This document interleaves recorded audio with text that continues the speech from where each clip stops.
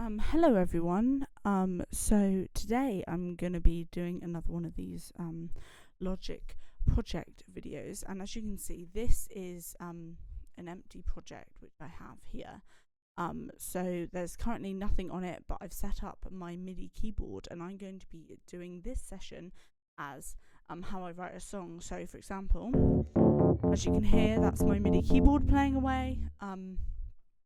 So yes, I have my MIDI keyboard in front of me right now, and I'm going to try and do a kind of video on what I would do if I was, like, for example, trying to find a melody for a song or something like that, basically. So yes, if you just give me 2 seconds while I move my MIDI keyboard in front of me.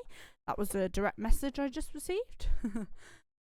So as you can hear, this is my MIDI keyboard at the moment, which you can see is now showing up on here. So it's currently classic electric piano, and for the moment I want to change it to a normal sounding piano, because this is basically going to be the chords. Then I'm going to add a bass in to create the root notes, and then I'm going to create a melody with a guitar. So first things first, we're going to click on piano. Okay, and then we're going to click the first one, which you can pick any one you want, but I just find that this first one is like, oh, it's just like, oh. So basically, here we go. As you can see, it sounds a bit more like a piano now. So I have chords, which I'm planning to do. So obviously, for this, to play both the chords, I'll have to put the microphone down, but I'll let you listen. So what I'm basically going to do is I'm going to press record up here, and I'm just going to play chords in, and yeah.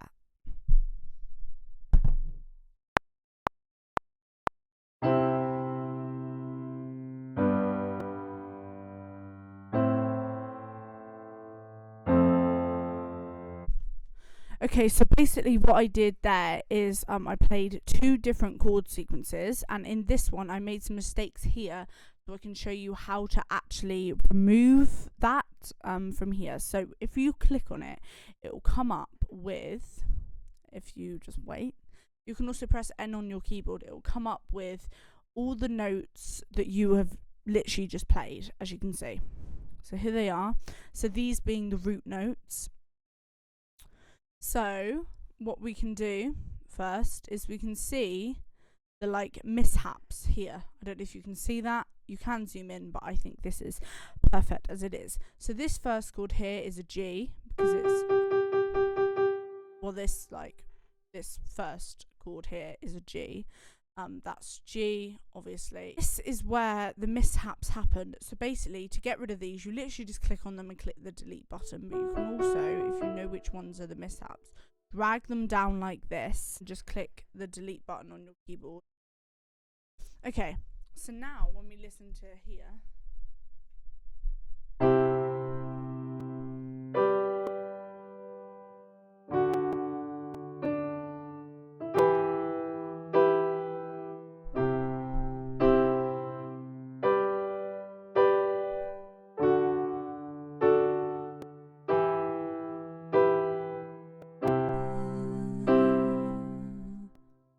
okay, so while we've got to here, now we're just going to use one of these. We're going to do this first one. So to split tracks, basically, sorry, I'm just doing stuff, I'm just kind of doing stuff normally without really thinking about the fact that I actually have to explain it to you. So to split this track here, this first one, you just right click on it and then you click split a playhead. So if you do that right now, it will do it for you, and then you go like that, and then you delete the other sections that you do not want. So we're just left with this, which is a nice 4-bar loop. Then what we're going to do is we click this button and we're going to add a new track. So it's going to be a software instrument track. But this time we're going to change it, so we're going to have a bass. So we go up here and we click bass, like so. And we're going to listen to the different bass sounds that we have. So you basically click on them and then you're going to play on your MIDI keyboard a couple of notes and then it will do it. So yeah, that's pretty self-explanatory, I think. Pretty self-explanatory. So now we're going to record a bass part. So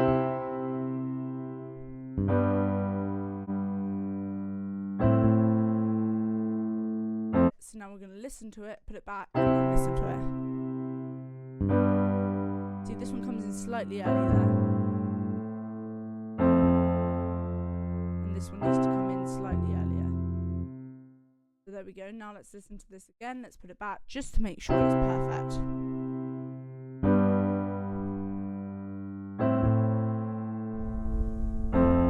So it's not quite perfect, but I'm not doing a real recording. In fact, or not, I'm just doing it as an example to show you guys what you can do. So now you're going to add another track, which this time is going to be an acoustic. We click on guitar and we type the type we want. So let's try acoustic guitar.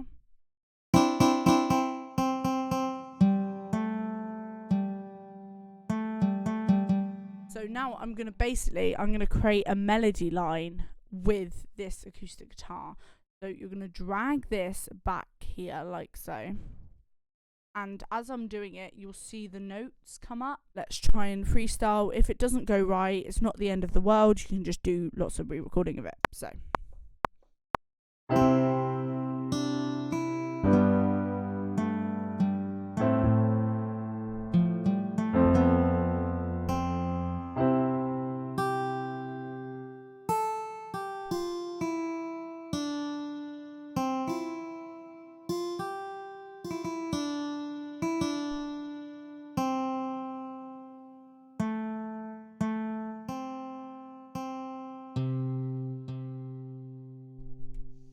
So there's that. Some of it sounded good, but other bits didn't. So we can listen back and we can delete the bits which were wrong.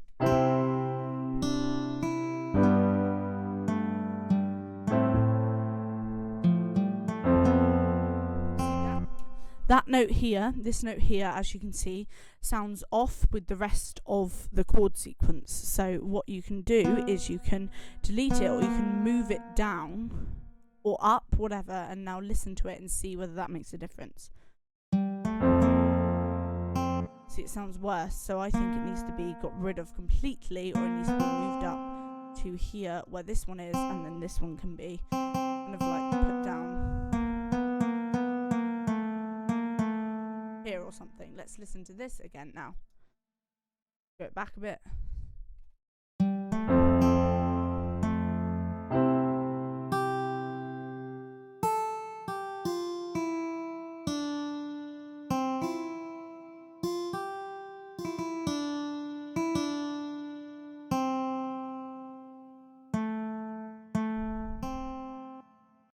So I think that I personally think that sounds a really good chord sequence. So, and we can do that with bass as well. If we tighten it to and then loop it, it should work. So now when we listen to it.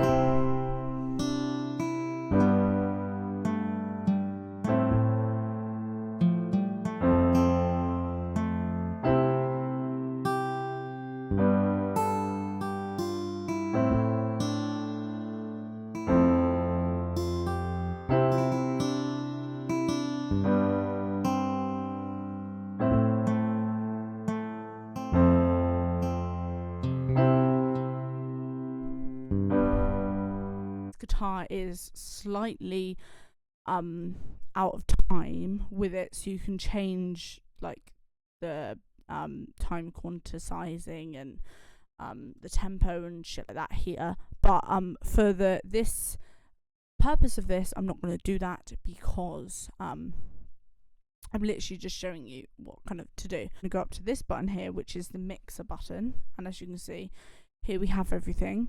And when you do these software instrument tracks, these are already automatically added on. So if we go on here, which is the first one, which is the piano, it's added tape delay, compression and channel EQ, which it adds automatically. You don't need to do anything with that.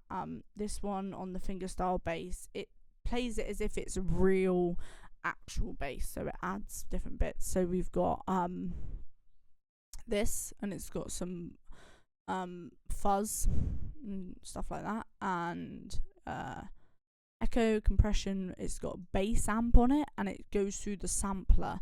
So yeah, here's my bass amp. Anyway, and then it also, this basically, it's really hard to explain, but these first 3 tracks are going through the sampler, which is going through the different buses, which are sends. So you can send the bass to different places and the other instruments to different places in order to make it sound different depending on like where you send it, kind of thing. So this, which, you know, is bus 2, bus 1, all that, yeah, you can do that.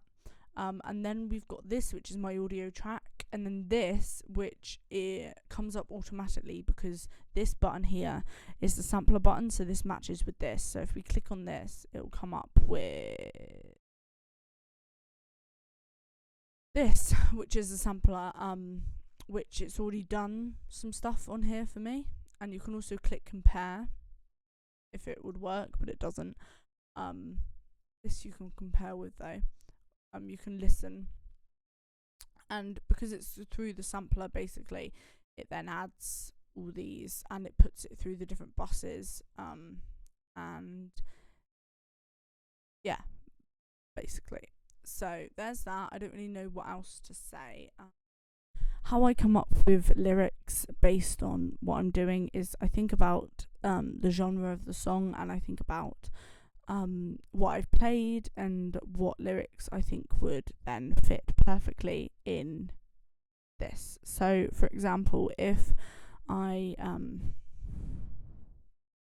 maybe like attempt to stop actually doing this screen recording, and I did some singing or some lyrics or something like that over this, and then yeah, basically I would build it. Another thing to do is, if you do this, click on this button, it comes up with this. And what you can do with this is, as you can see, you've got 4 different sections. So this one is the arrangement.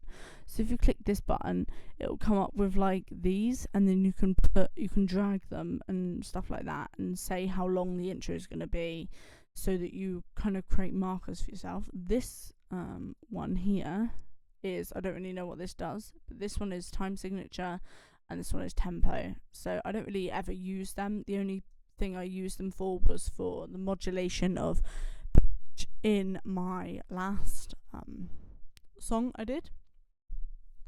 And then this up here is, just so I can talk you through everything, this is, so these are your mixers on how to mix everything on the different channels. This is like the smart mixer, so this kind of mixes everything kind of thing. So if you go on, like, it basically it has a different mix for everyone basically. It's kind of hard to explain. I never ever use that button, but it is there if you want to, like, if you've already mixed stuff but then you want to mix it even more but not change what you've got there, you can use this. I really hope you guys enjoyed this. I really enjoy making these videos, so please let me know any other videos that you would like. Bye.